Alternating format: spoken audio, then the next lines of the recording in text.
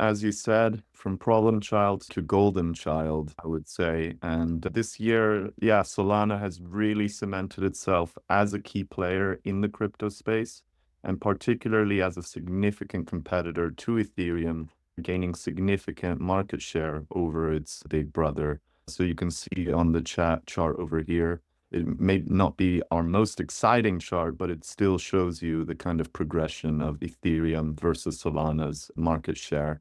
And here, I think the main thing to point out is the year that Solana's had. It recently reached a new all-time high, actually. It's significantly, the Sol to ETH ratio has also been significantly strengthening all year. And that just doubles down on Solana's growth relative to Ethereum as well. In terms of flows, we've seen over $3 billion being directly transferred from Ethereum to Solana. So that shows you the clear shift in market preference.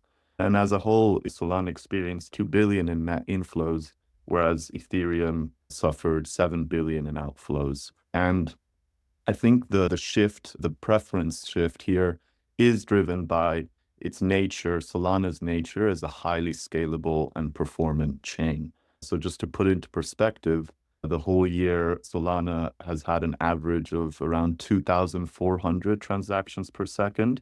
And these are all processed at a very cheap cost of just 8% of a cent, just to really compare it to Ethereum's relative expenses.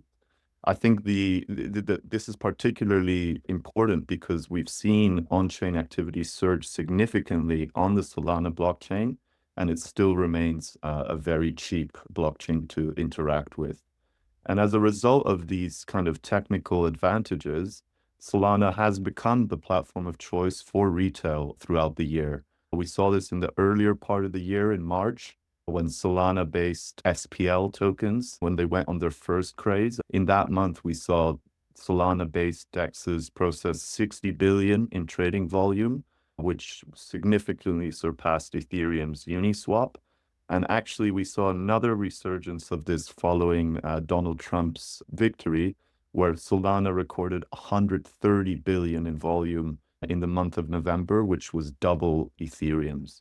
And as a result of all this activity, impressively, Solana now holds 50% of the top generating applications.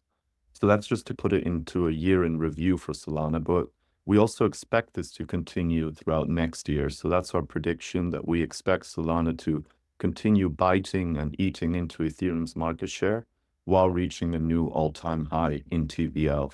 And the reason for this is driven by the improved UX. So Matt mentioned it in the previous slide as well, but the next wave of crypto users will necessitate improved user experience to be onboarded in the on-chain ecosystem.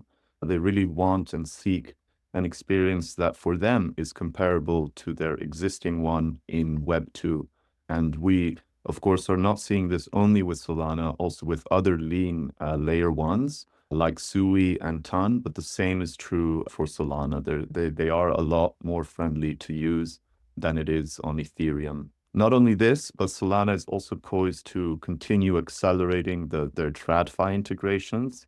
We saw the early innings of this throughout the year. PayPal, they launched their stablecoin on the Solana blockchain, and it's processed nearly 20 billion in transactions since May.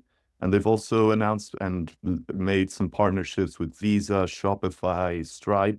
So this is further establishing Solana as a potential leader in crypto payments. Again, we expect this to continue throughout next year. There were a couple of announcements at Solana Break, for instance, that Franklin Templeton is launching their on-chain government money market fund on the Solana blockchain. Societe Generale is also expanding their stablecoin to be supported on Solana.